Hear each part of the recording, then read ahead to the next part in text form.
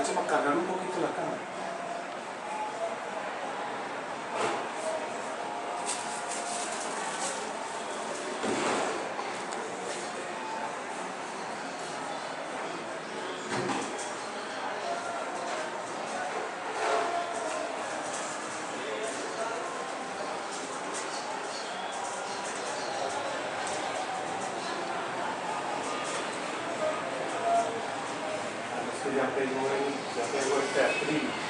Carlos Eduardo, muchas gracias por acceder pues a esta conversación, ¿cierto?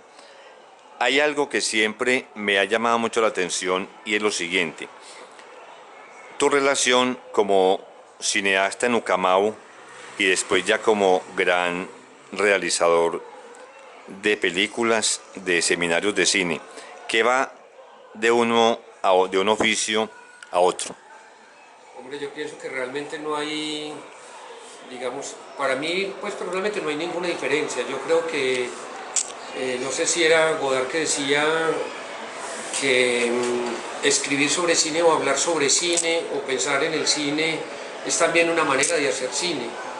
Entonces digamos que a mí realmente esa relación que yo tengo, que he tenido con el cine, o que tuve por ejemplo con el Cineclub Camao o con otros cineclubes, es una relación realmente que fue prácticamente la escuela de todos nosotros. Nosotros somos una generación de cineastas autodidactas, que todo el aprendizaje lo dimos a través del cineclub, de los cineclubes, en una época en que no existía la internet y que no existía sino las escasas revistas de cine que llegaban a la ciudad o las informaciones que uno recibía de ir al Festival de Cine de Cartagena. Entonces realmente eso es una relación con el cine que yo no he perdido, esa relación de sentirme que todavía soy un espectador que puede gozar y sentir el cine, una experiencia pues que trato de hacerla cotidianamente también. Nos tocó una época en que era muy difícil hacer cine, acordate, Cine 35, que era como el más aparentemente fácil, ¿cierto? Sí. Y ahora hay pues todas estas cámaras digitales y todo esto. ¿Ha mejorado eso el cine? ¿Lo ha envilecido? ¿Lo ha popularizado? ¿O cómo lo ves? Hombre, yo veo que realmente esta revolución digital, que antes se hacía cine y existía el video, y ahora estas cámaras digitales que permiten tener una gran resolución con la imagen, pues realmente permiten una cosa que siempre ha sido el sueño de los grandes cineastas, que el cine se democratizara con respecto a su modo, a su manera de producirlo.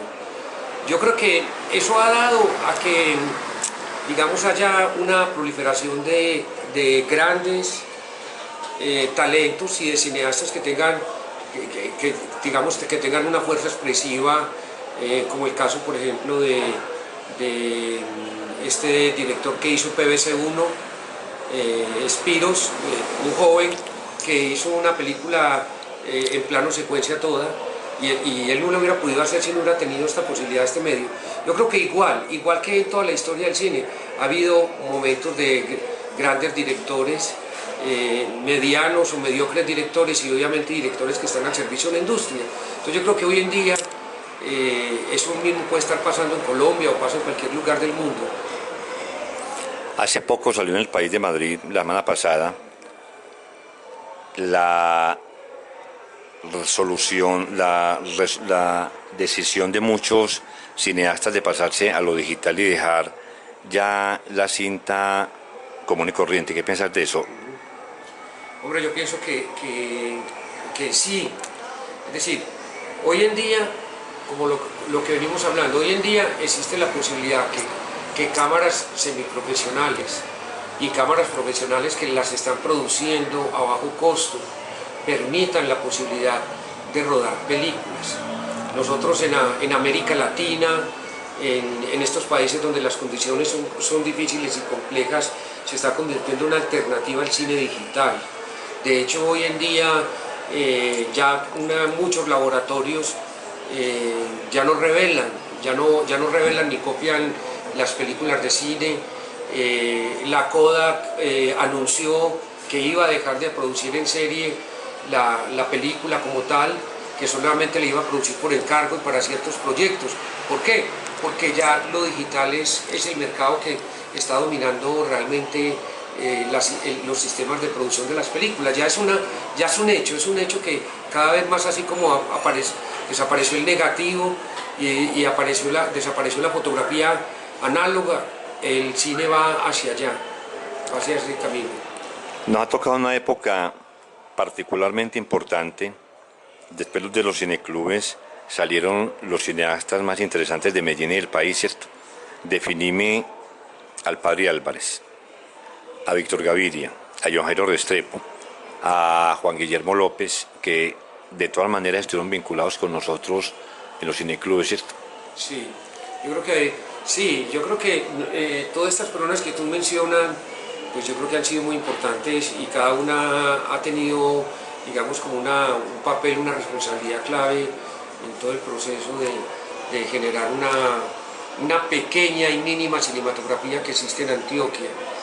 Luis Alberto Álvarez es tal vez la persona más importante desde el punto de vista de que realmente para algunos de nosotros se convirtió en un maestro porque lo escuchábamos y sobre todo hay una cosa que tenía Luis Alberto Álvarez o que tiene Luis Alberto Álvarez como crítico, y es que Luis Alberto Álvarez tenía un pensamiento profundo alrededor del cine y nunca se dejó en cierto sentido como descrestar por ese aspecto de la frivolidad y de la banalidad que puede tener el cine alrededor, desde el punto de vista del glamour, desde el punto de vista de la fama, etcétera, etcétera. Yo creo que el aporte más importante de Luis Alberto Álvarez como crítico es que expresaba un pensamiento alrededor del cine y era un pensamiento profundamente humanista, algo que nosotros desde la Corporación Cinefilia, en los proyectos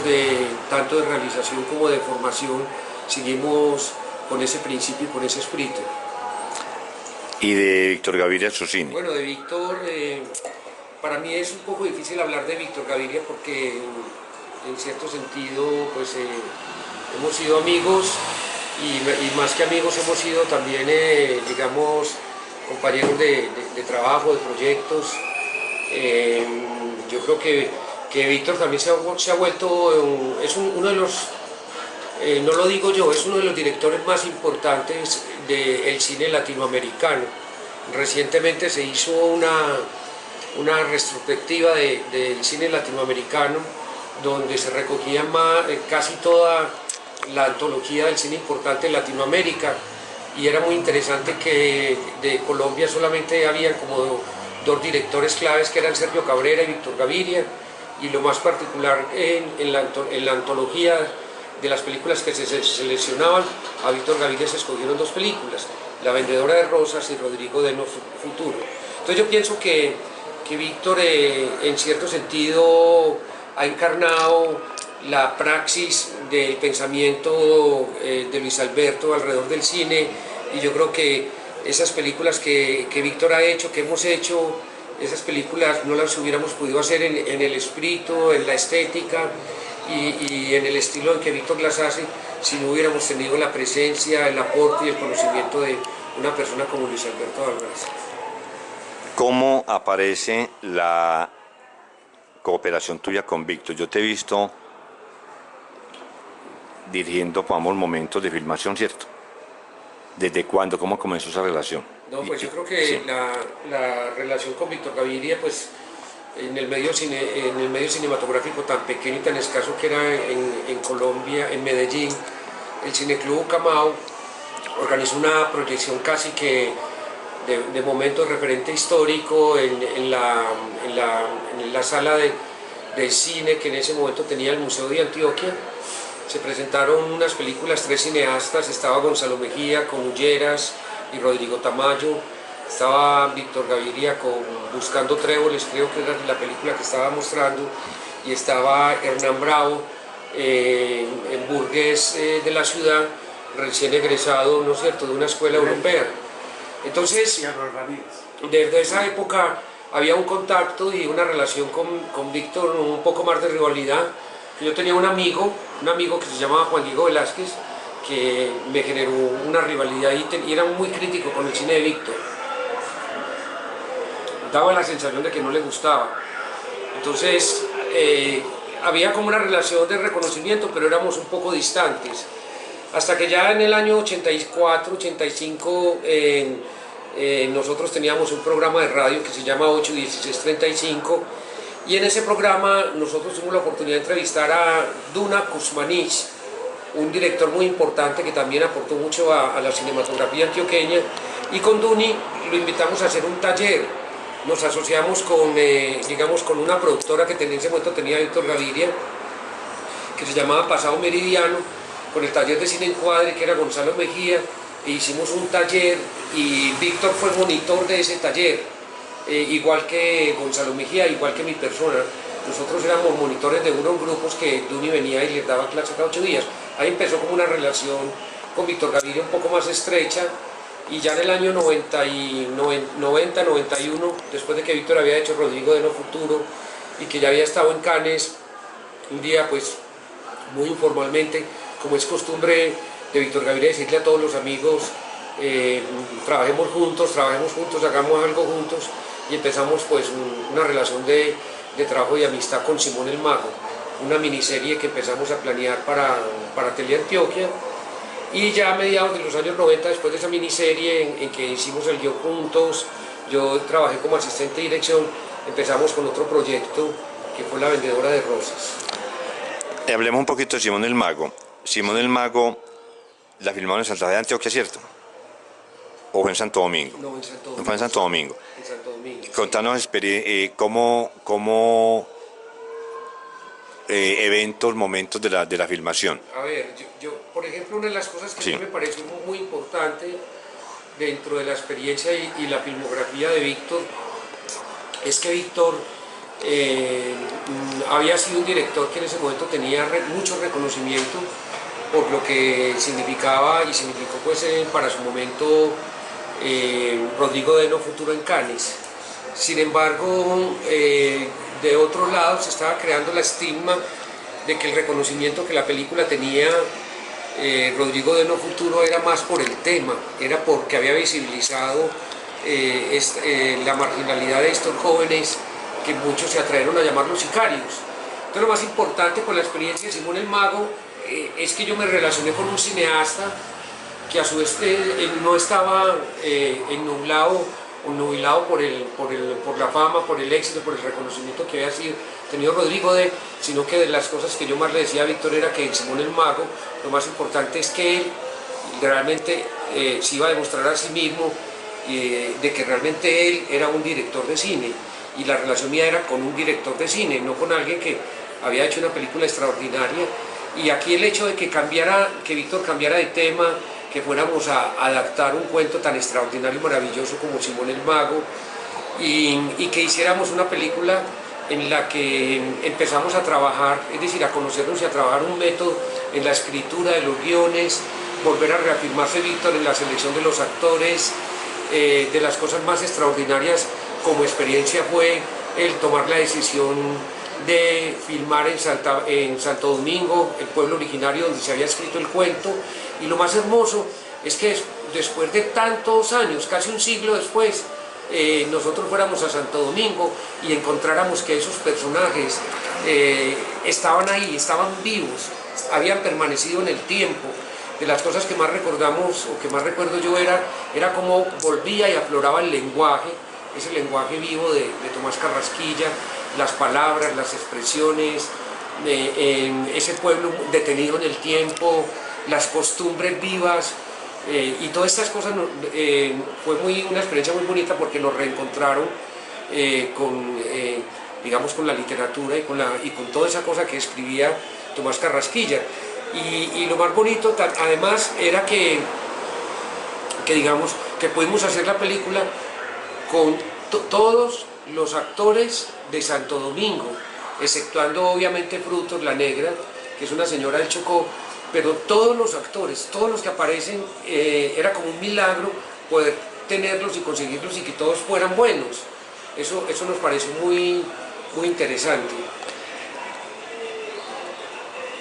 Sí, allí algún amigo quiere hablar. Volviendo a lo de, ya como te metiste en la parte histórica, Víctor, cuando hablas lo de la rivalidad con Carlos, Con Víctor, con Víctor. con Carlos Henao, con Carlos Eduardo Henao Calle,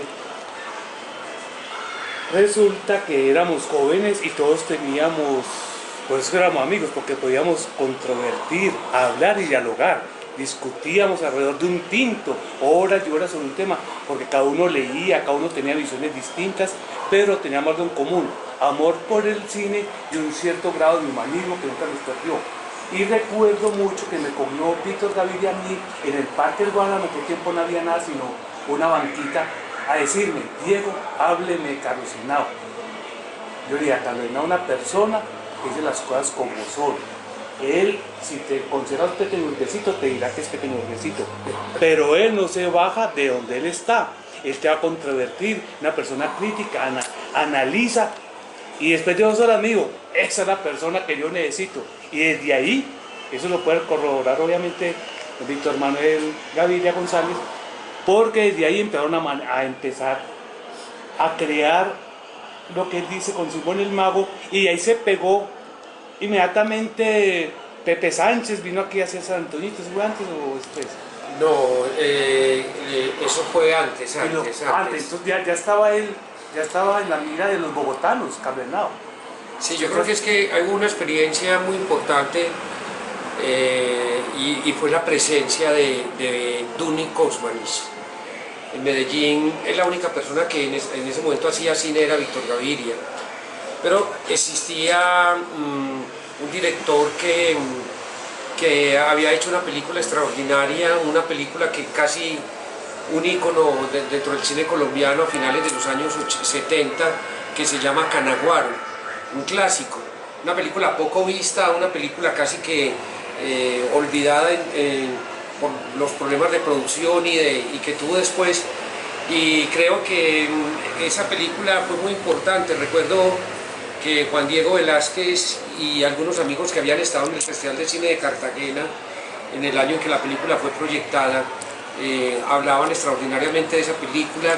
No fue gratuito que la Universidad de Antioquia, a través del programa de Martes del Paraninfo, trajera a Duni Kuzmanich, y Duni Kuzmanich era un personaje extraordinariamente sencillo, abierto, con un espíritu crítico, político, interesante.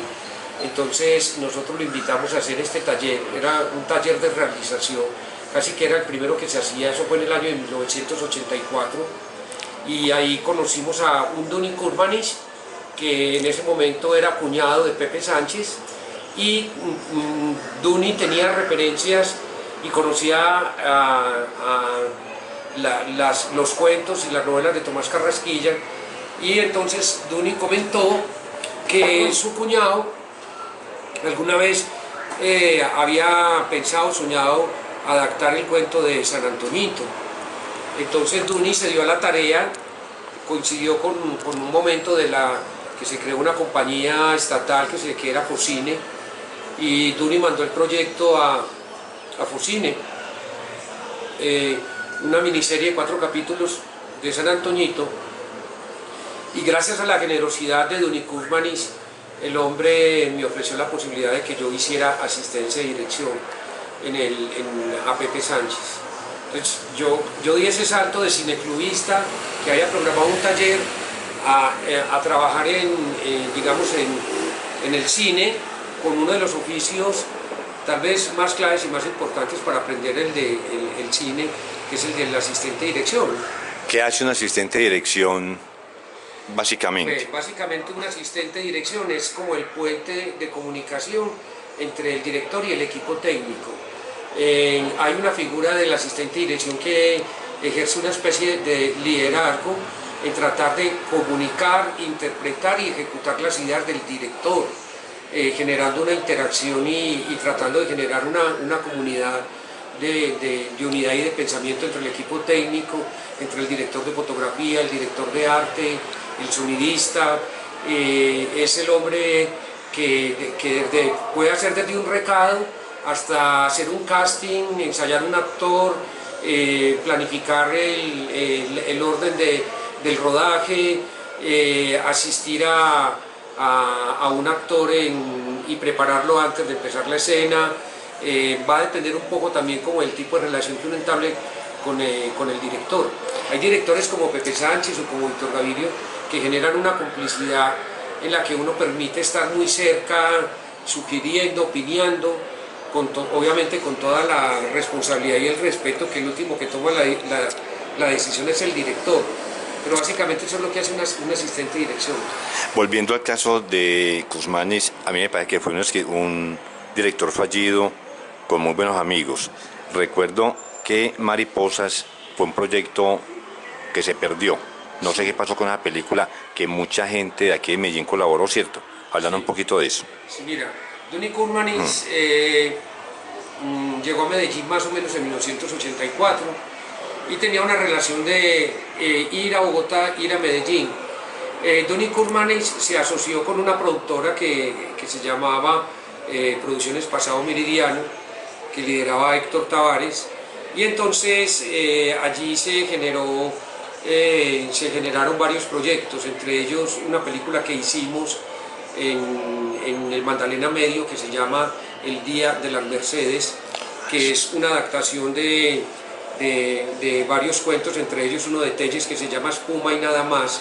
Era una película abierta y claramente política, una película que era una especie como de metáfora sobre lo que eran las dictaduras en Latinoamérica, pero llevada a la relación de un pueblo donde había un alcalde militar que llegaba a cambiar las costumbres, a imponer la autoridad y a imponer todo el autoritarismo en este pueblo.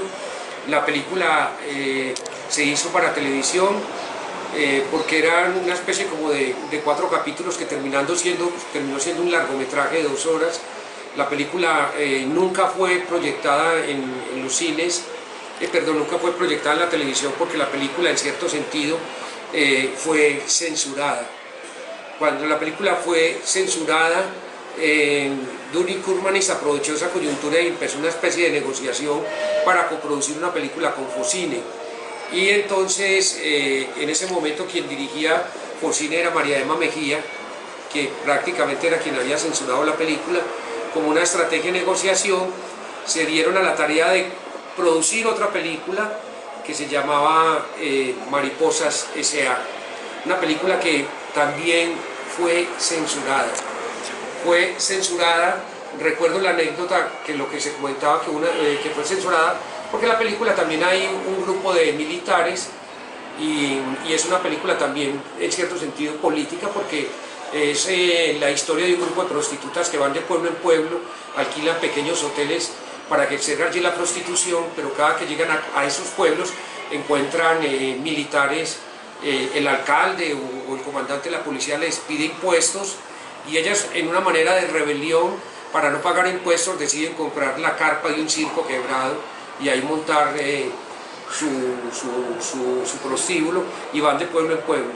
Entonces, al no pagarle impuestos a las autoridades, empiezan a sitiarlas, les quitan el agua, les quitan la luz, entonces ellas deciden hacer una huelga, se juntan con los homosexuales, con los travestis, y la película termina con una masacre. Ve, hay algo ahora que hablas de tu colaboración con Víctor o con Pepe Sánchez. Cuando tú estás metido en un proyecto de esos, es desde la elaboración del guión, ¿cierto? Sí. Yo siempre alguna vez vi una entrevista que le hicieron allá a Claudio Carrier, el de Buñuel, toda esa calidez y la admiración que él sentía por Buñuel, ¿cierto? Sí. Un asistente, pues un co-guionista, un guionista, un asistente, no sé, todo lo que te ha tocado hacer, no hay conflictos cuando están montando algún proyecto. Pues cómo se hace esa interacción para que salga un proyecto. Sí, pues mira, lo primero yo creo que es muy importante tener claro, uno debe hacerse una pregunta, ¿por qué me llaman? Es decir, para qué es lo que esta persona puede necesitar de mí, o realmente como que hay una cosa clave y es saber por qué te necesitan o para qué te llaman o qué es lo que realmente tú puedes aportar. Yo creo que el cine es un trabajo esencialmente en equipo, es un trabajo de colaboración, es un trabajo en el que la construcción de las ideas que se quieren contar o que se quieren establecer en un relato cinematográfico. Esas ideas están fluyendo constantemente y uno tiene una idea y esa idea se va transformando. Entonces yo siempre he tenido claro que cuando un director busca mi colaboración, hay una cosa que está clara, y es que en cualquier momento en que haya una diferencia o haya un conflicto, alguno de las dos personas tiene que tomar la decisión, y normalmente quien toma la decisión en una película es el director. Entonces digamos que no me conflictúo alrededor del poder de quien toma la decisión, no me conflictúo alrededor de que si esta idea es mejor, que si mis ideas son mejores que las del otro, o el otro, las ideas son mejores que las mías.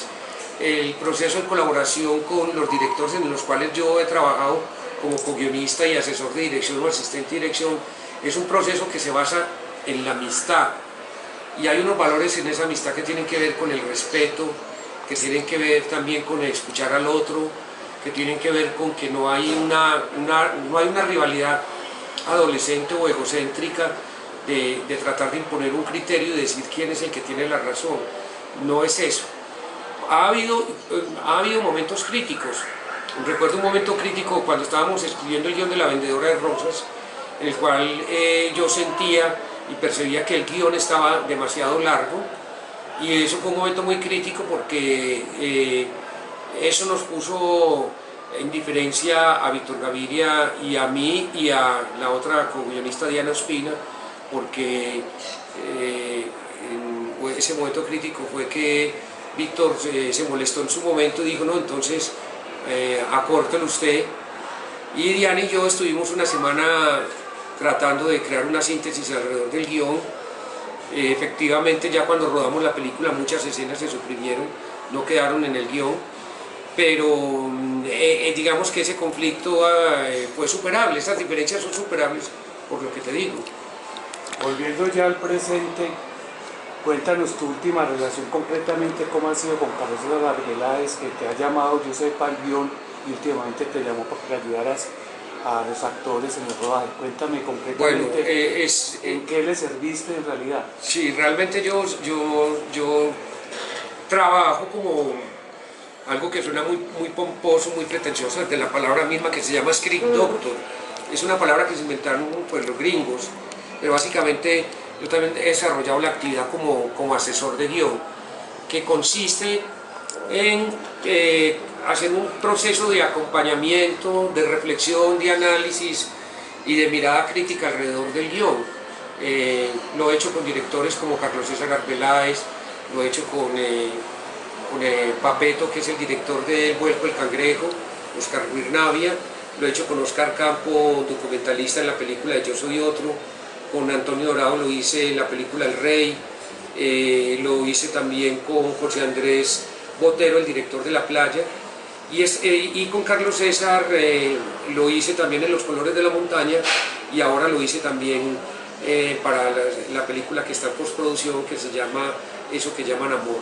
Con Carlos César la colaboración es una colaboración de complicidad, donde cogemos el guión, lo analizamos, lo desglosamos, miramos las virtudes, los defectos, analizamos la estructura, es decir, todo el componente del guión, los personajes, los diálogos, analizamos también el tiempo, el tratamiento del tema, miramos qué tan original qué tan original uno es con respecto a ciertas situaciones, escenas, y se va generando un diálogo en que, como te digo, esencialmente quien toma las decisiones es Carlos César.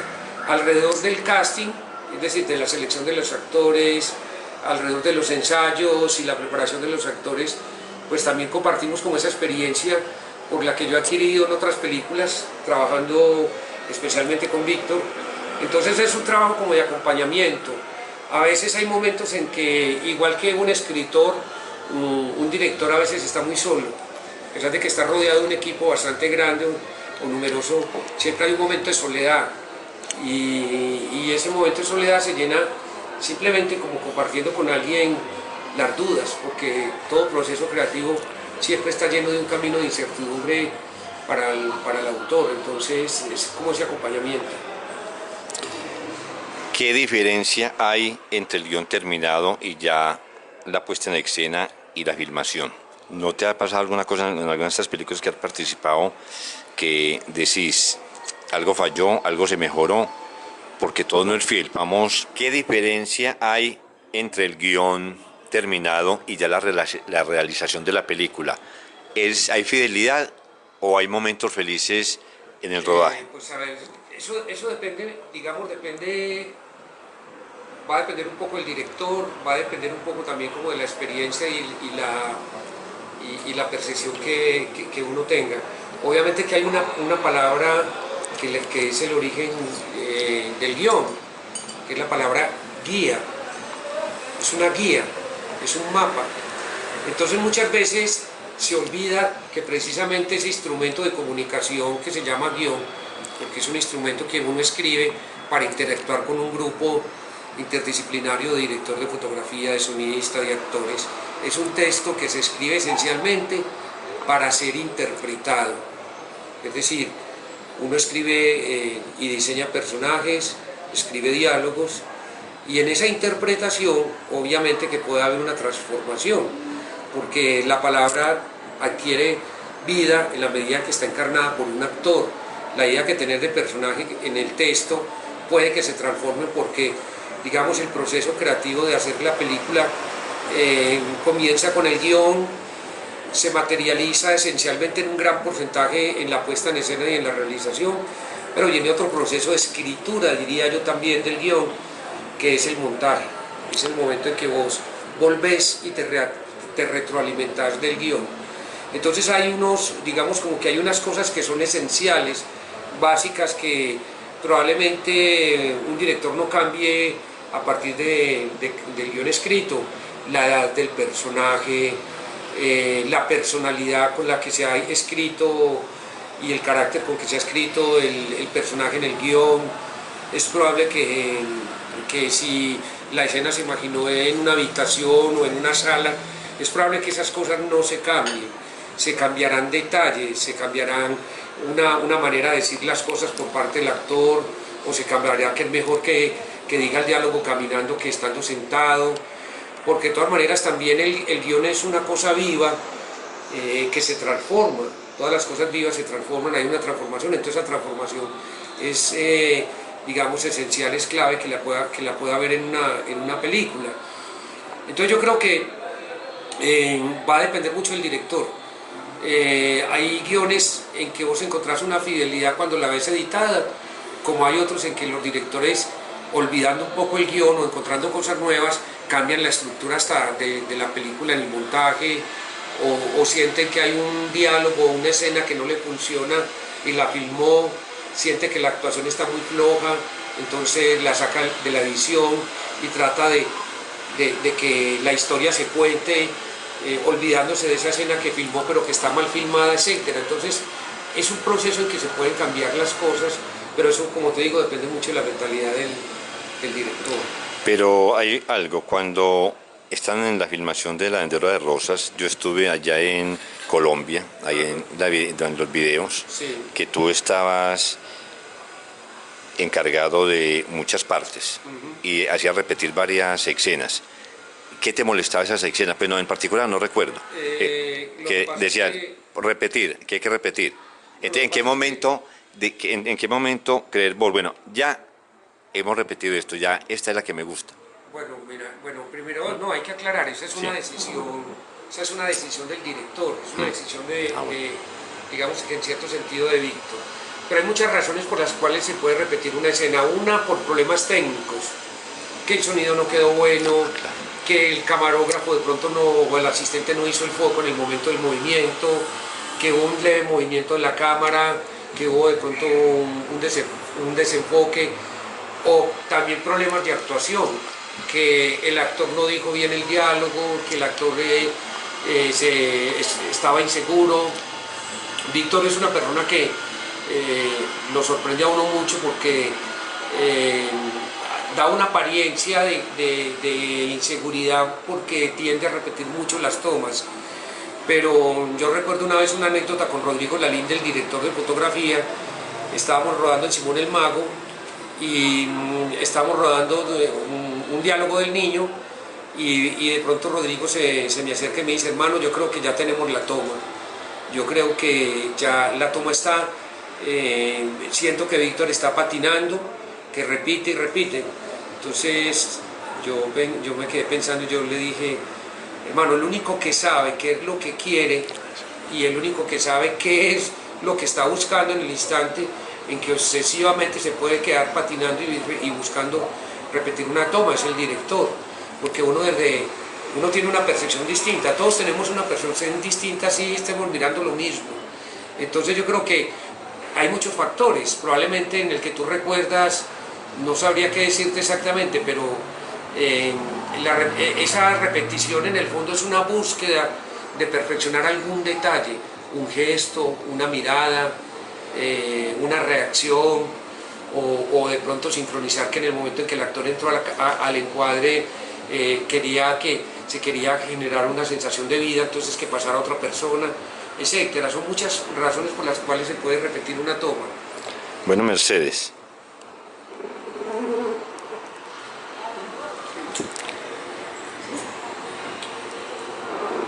Sí, ¿cuál es la pregunta? Aprovecho. Yo aprovecho. No sé. Más bien preguntarte en la parte de la enseñanza. Yo siento que Carlos es muy virtuoso cuando enseña guión, pero que también quisiera saber qué es lo que más dificultad le da a los estudiantes, qué tema, porque hay unos momentos que son muy difíciles. Yo he estado en muchas de tus clases y entender y asimilar como todos esos conceptos es complicado. ¿Cuál sentís que la mayor dificultad de los estudiantes en el proceso de ese aprendizaje? No, yo creo que, bueno, eso va a depender mucho como de los estudiantes, sino que, pero siempre pasa como que tú tienes un concepto, tienes una idea, y ese concepto, esa idea, a veces le da dificultad a ellos no entenderla. No es una cosa de entendimiento, es como de ir como a la lógica. Por ejemplo, uno de los guiones recomienda mucho, mira, la esencia de un relato, lo que es más importante en un relato dramatúrgico es la presencia del conflicto, ¿no es cierto? Entonces, claro, uno en teoría puede explicar qué es ese concepto del conflicto en el guión, pero ya a veces cuando lo van a escribir los estudiantes, a veces de pronto se les olvida que el motor de la acción son dos cosas claves. El motor de la acción en una película es el deseo del personaje, lo que el personaje está buscando, y como pasa en la vida misma, en la vida cotidiana, los obstáculos que uno tiene para lograr o buscar lo que quiere, obtener lo que quiere.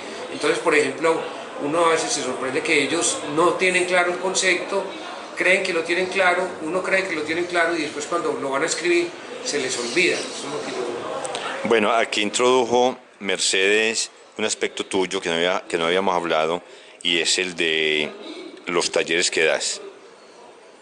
Hablando más de eso.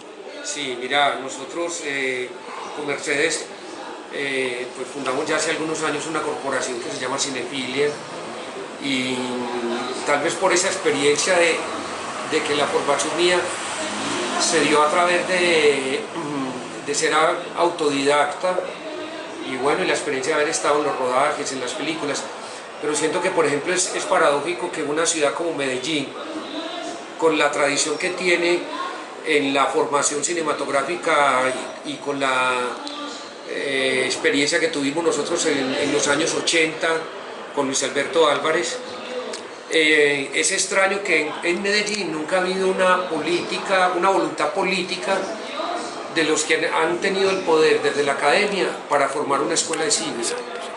Es extraño que en Medellín no haya escuelas de cine. Cali tiene escuela de cine, Santa Marta tiene escuela de cine, Bogotá tiene como 10 escuelas de cine, y en Medellín no hay escuelas de cine. Entonces yo siento que cada vez estas camaritas digitales van a democratizar y permitir que se filmen películas.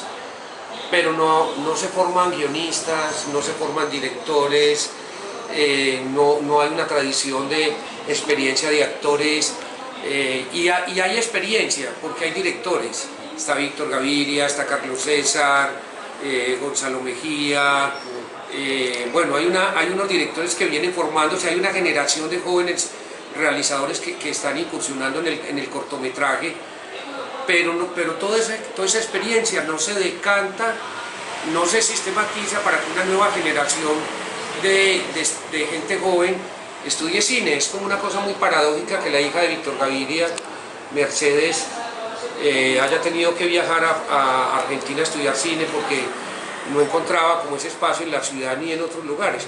Obvio que también a los jóvenes les encanta viajar. Sí, también, el hijo de Héctor Abad. Entonces mira, entonces eso nos lleva a como que yo creo que no hay mejor aprendizaje que enseñar. Esa es como la cosa. Bueno, hay algo que siempre me llama la atención. Has sido asistente, co-guionista, guionista y un amplio espectro en tu labor cinematográfica. Me hablan ahorita de Sofía. Contanos que es tu experiencia, un mediometraje, ¿cierto? O un corto. Sí, háblanos de... Sofía es un cortometraje que yo... Es tuyo totalmente. Realicé, yo escribí el guión y lo dirigí, obviamente con la colaboración de un equipo de amigos. Mercedes hizo la producción ejecutiva del corto. Fue una coyuntura porque Sofía surgió más como de una necesidad de ensayar y contar una historia a partir del conocimiento que yo tenía digamos, de una amiga que pues conocía a una amiga desde hace muchos años, y se dio la oportunidad de hacer este corto porque esta amiga quería probarse como actriz. Fuimos encontrando una historia que la fuimos construyendo entre los amigos cercanos, y entonces realizamos un cortometraje que dura 19 minutos, que cuenta la historia de un personaje, una mujer que acaba de perder a su esposa en un accidente, y por un asunto del azar descubre que su ex esposo, que está muerto, tiene un amante o tenía un amante. Entonces el corto es como un pequeño viaje que hace ella a tratar de preguntarse y conocer quién era el amante. Y cuando la encuentra, descubre una verdad mucho más compleja, que crea como un abismo hacia el interior del relato. ¿En qué año fue? El año pasado, en noviembre del año pasado lo hicimos y lo estrenamos hace un mes. ¿Y el primer corto que hiciste? Pero en solitario, contanos de tu obra ya. El primer corto, muchos años. Ah, sí. Sí, es una experiencia dentro de un programa académico, pero Ani tuvo una versión de montaje, tuvo dos versiones de montaje, pero nunca se estrenó. El material está hoy en día en un formato que está por recuperarse, que hay que digitalizarlo, que es en 3/4. Pero es posible que si se recupera ese material, se pueda hacer una nueva versión de edición del corto. Se hizo como en el 90. Carlos, hablando pues de tu oficio de asistente, ¿has pensado en dirigir un largometraje o todavía? Sí. De hecho, pues tenemos un proyecto con Cinefilia y con Mercedes, y precisamente yo hice este corto, en parte lo hice este corto, que lo rodé rodé parte del cortometraje, lo rodé en Santa Elena. Yo tengo un proyecto de largometraje que está en desarrollo. El proceso de desarrollo que es en el proceso de investigación y escritura, y es posible que el plazo para hacerlo, digamos, es posible que lo hagamos el año entrante, digo que es posible, y sí, es un proyecto de largometraje también inspirado en contar como la historia de la relación de una niña que el día de su primera comunión en una vereda en Santa Elena realmente se reencuentra con su padre ausente porque no vive con él, y hay una peregrinación por el campo en una vereda donde la niña va a ir descubriendo realmente como aspectos y cosas de su papá, y realmente esa es como la historia. No quiero adelantar más cosas, pero esa es un poco como la historia. Se llama Un domingo con papá. Hay algo que siempre me llama mucho cuando se filma una película. Está pues la cuestión del guión, está la cuestión de la puesta en escena, lo que sea salir o no. La cuestión de los ángulos, ¿cómo se hace eso? Que haya plano medio, plano general. Bueno, digamos, nosotros, esencialmente el cine tiene una colonización en el inconsciente colectivo de una manera de producir y hacer las películas en su puesta en escena, que está muy relacionado como con unas convenciones que vienen del cine clásico de Hollywood. El cine clásico de Hollywood llegó a institucionalizar una manera de representar y de filmar las películas en unas convenciones que se volvieron muy universales en esa relación de utilizar un tipo de encuadre en el que siempre se está focalizando pues la interacción del personaje con otros. Entonces, digamos que esas decisiones o esas definiciones desde el punto de vista del encuadre, del ángulo de la cámara, están relacionadas con una cosa que es importante en el cine, que es el espacio, ¿no?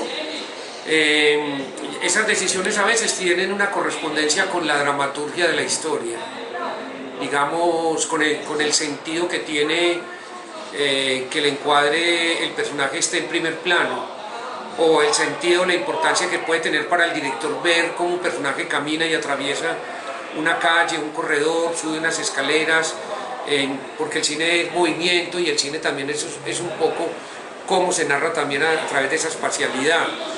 Entonces normalmente que esas convenciones del encuadre, del ángulo de la cámara, casi siempre tienen una correspondencia como con la dramaturgia de la historia, como con acentuar, significar ciertas reacciones emocionales que pueda tener el personaje o no, ciertos detalles que sean importantes para el director, como el movimiento de una mano o el coger un objeto. Entonces todo eso tiene una correspondencia que básicamente surge del guión y que surge también de los énfasis que en la mirada quiera poner el director, ¿no? Bueno, hablando de algo que me parece extraordinario para tu experiencia como cineasta y estos viajes al exterior. Has estado en México varias veces, ¿haciendo qué? Bueno, en México he tenido la oportunidad, como a raíz del reconocimiento que han tenido ciertas películas, como por ejemplo La vendedora de rosas. Estuve hace poco en México invitado al segundo encuentro iberoamericano de escritores cinematográficos, porque en México, a raíz de una polémica con Arriaga, en la reivindicación del trabajo del guionista, Arriaga le parece una palabra peyorativa la palabra guionista, y él reivindica la importancia de que el guionista es un escritor, ante todo es un escritor, y es un escritor cinematográfico. Entonces allá un colectivo de guionistas que tienen una corporación que se llama el Garfio, hicieron un encuentro, llevan ya en 2 ocasiones haciendo un encuentro, que básicamente es un encuentro de tipo académico, donde invitan a directores y guionistas de Latinoamérica a disertar, a hablar, a opinar, a reflexionar alrededor del guión. Entonces en esta ocasión, que fue ahora a finales de junio, tuve la oportunidad de estar en este encuentro y compartiendo pues mesa con, digamos, con Zenel Paz, el guionista de Fresa y Chocolate, Silvio Cayosi, que es un director chileno súper importante, con otros guionistas mexicanos claves. Un encuentro de 3 días en que había una programación académica que empezaba a las 10 de la mañana y terminaba a las 7 de la noche.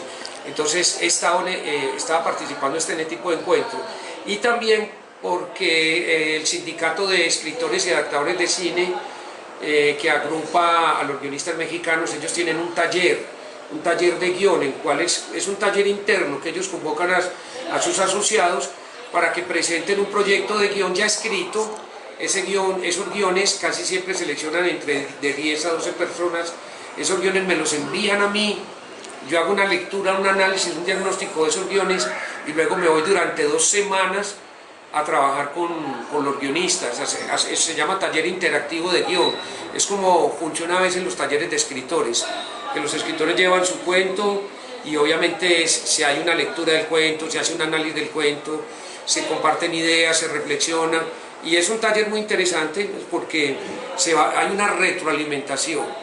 Entonces yo hago como la figura de maestro en el sentido de que yo hago un análisis, un diagnóstico del guión, pero es una participación colectiva. Obviamente que cada guionista irá tomando las decisiones alrededor de eso. Entonces es una experiencia que lo nutre a uno mucho. Veo allí un libro de Sanchepar, que es un guionista muy importante y un escritor también de peso. ¿También te has metido a narrar por ahí algún cuento o todavía no? No, realmente yo creo que todos pues tienen su momento en que escriben poesía, ¿no es cierto? Entonces si tiene amigos poetas, los amigos le estimulan a que uno escriba poesía. De pronto uno escribe ocasionalmente cuento, pero realmente no tengo ni la disciplina ni el rigor de sentirme en ese viaje, en esa comodidad de narrar a través de la literatura. La literatura es un arte muy complejo, difícil, que requiere mucha concentración. Hace unos años en el Panamá me dijiste que ibas a hacer un trabajo sobre Melitón Rodríguez, que creo que se merece un gran trabajo, no sí. Las cositas que se han hecho. Háblame de eso. No, pues con Melitón Rodríguez era como, eso era, tiene buena memoria, eso era como a comienzos de los 90. Siempre con un amigo que era director de fotografía que estaba ahí en esa propuesta, quisimos hacer como un documental, como visibilizar y hacer un documental y recrear un poco el personaje de Melitón Rodríguez, por lo que significa para la memoria y la cultura en Antioquia, por lo que significa la memoria que hay alrededor. De hecho hicimos un trabajo de investigación, entrevistamos a la nuera, que fue como la última heredera, visitamos la oficina o el estudio que tenían en la carrera El Palo, hicimos entrevistas, hicimos mucho trabajo de documentación, pero desafortunadamente no tuvimos la posibilidad de encontrar financiación para el proyecto. Sin embargo, yo creo que hoy en día ya se han hecho algunos trabajos periodísticos, de documental, el hecho de que la Biblioteca Pública Piloto conserve esa memoria de Melitón Rodríguez. Entonces yo creo que hay un tema todavía por hablar que hasta sería interesante ficcionarlo, ¿no? Pues ver esa posibilidad de ficcionar ese Medellín de esa época, porque me imagino que a nivel de literatura existen cosas, pero es esa memoria visual que yo creo que lo triste inclusive es que mucha gente joven hoy en día, a pesar del internet, no conocen a Melitón Rodríguez. No, y no solamente los jóvenes, sino los funcionarios públicos. Ajá, sí. Volviendo a lo de específicamente del guión, sabemos que el guión ha llegado a tales extremos ya desde hace más de 70 años y que se han hecho hasta equipos de guionistas y hay personas que a veces nomás escriben los diálogos y se contratan gente más para eso. Tú ahora contar una cosa que quisiera que me ampliaras, que por ejemplo el estilo de una persona como Víctor Gaviria, y hay muchos otros más estilos que no escribía diálogos, no sé qué ha tratado de eso. Contanos un poquito más, yo no sabía eso, que no tenía diálogos de guía. Pues, no, pues lo que tú decías ahora, en este momento el guión está en una escaleta. ¿Por qué? Porque, digamos, hay una cosa. ¿Cuál es la función de un guión? En cierto sentido, la función de un guión, es decir, un guión se escribe para ser filmado, ¿no? Esa metáfora que hace Jean-Claude Corrier, que dice que el guión es la oruga porque la película es la mariposa. Entonces él pone la metáfora de que el guión se va a transformar en una película. Entonces el que se escriban los diálogos o no, eso va a tener una correspondencia con el estilo del director en la puesta en escena.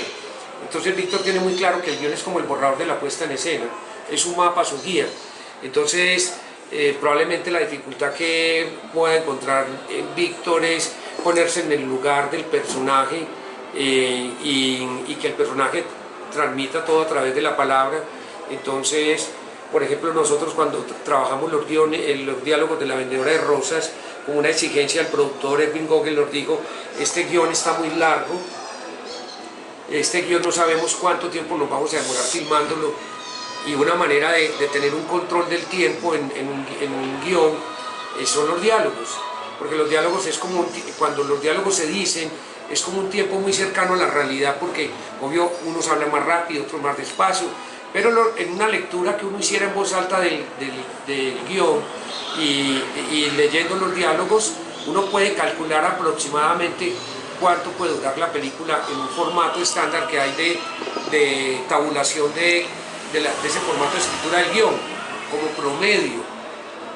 Entonces, esa correspondencia a un estilo de puesta en escena naturalista, realista, en el que la inspiración y el trabajo de construcción de los personajes está dado por el reparto, es decir, por los actores y estos actores no profesionales. Entonces, hay una cosa que probablemente ya Víctor la tenga claro, y es que cuando trabaja con sus actores no profesionales, sí va a haber un trabajo de preparación muy exhaustivo, es decir, digamos, se escriben los diálogos, pero ¿cómo se escriben esos diálogos? A través de una cámara de video.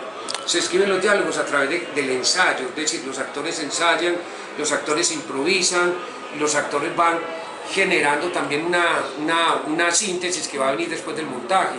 Cuando nosotros escribimos los diálogos de La Vendedora de Rosas, nosotros que prácticamente casi que ensayamos la película con una camarita de video, íbamos en locación, la ensayábamos con los actores, teníamos una secretaria que transcribía todos los ensayos, todos los diálogos de los ensayos, entonces salió un folio gigante de transcripción de todos esos diálogos que después nosotros editamos esos diálogos, es decir, los cortamos y los pegamos en las escenas que teníamos en el guión, y ya lo paradójico es que muchas de las niñas, de las actrices de La Vendedora, no sabían leer, entonces no tenían el rigor, la disciplina del aprendizaje de grabarse o de memorizar los diálogos. Entonces una cosa era muy paradójica, ellas habían improvisado muchos de esos diálogos, nosotros los habíamos sintetizados, los habíamos puesto en el guión,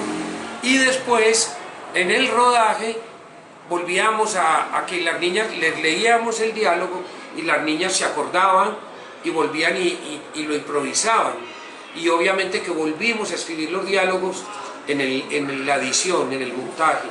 Entonces hay un concepto que viene un poco como en parte de los documentalistas, es que se habla que el proceso, la realización de una película es un proceso de escritura, no entendiendo la escritura en la literalidad de escribir, sino de escritura en el sentido de crear una obra en toda la complejidad que pasa por el guión, la producción y luego la postproducción, el montaje.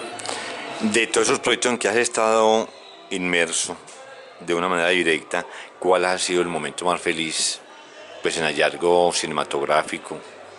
Pues yo creo que hay un momento que es muy, que a mí me parece que es extraordinario y maravilloso, es cuando la película va adquiriendo vida, es decir, cuando ya tú lees en un texto que María es María, que se llama María, pero ya vos encontrás el actor o la actriz que le da vida a ese personaje.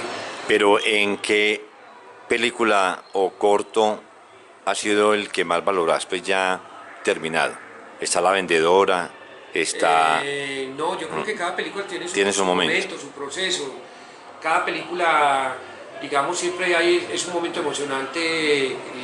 A mí me parece que uno de los momentos más emocionantes para mí es el rodaje. Es como el instante, el momento en que vos ves cómo un actor se transforma en tu personaje, cómo el personaje que te imaginas en tu cabeza adquiere vida y fuerza, interpretado por un actor o una actriz, y que realmente ahí hay una fuerza irreemplazable, pues, que tiene el cine, ¿no es cierto? Ese instante en que vos puedes filmar a alguien. Hablamos ahorita de tus cineastas a los que volvemos siempre. Ah, ok. Háblanos de... 3 son suficientes, aunque hay muchos, ¿cierto? Bueno, digamos, yo creo que hay un cineasta que siempre es un referente que me gusta mucho, que se llama Martin Scorsese, el cual fue una cosa paradójica porque tuvimos la oportunidad de conocerlo en el Festival de Cannes del año 98, conocerlo en el sentido de verlo, en su presencia física y saber que él estaba ahí y que además él vio la película La Vendedora de Rosas porque él era el presidente del jurado cuando la película estuvo en competencia en el Festival de Cannes. Y ese realismo y esa manera como Martin Scorsese utiliza todos los elementos y todos los recursos del lenguaje me gusta mucho. Igual me gusta mucho Andrei Tarkovsky, creo que es un director de cine que siempre es como una fuente eterna, porque es de los directores que realmente ha generado o generó un pensamiento alrededor del cine, que lo estudió muy profundamente y que todas sus limitaciones pues logra ser una fuente de inspiración aún en la gente joven. Y tal vez otro director que también es importante para mí en su momento es Bernardo Bertolucci, por la manera como Bertolucci es capaz de generar una síntesis cuando mira a través de la cámara y logra tener una relación con el espacio y en su manera estilística como filma. Entonces digamos que son 3 directores muy distintos, pero creo que hay uno que es el padre de todos, en cierto sentido, que es Roberto Rossellini.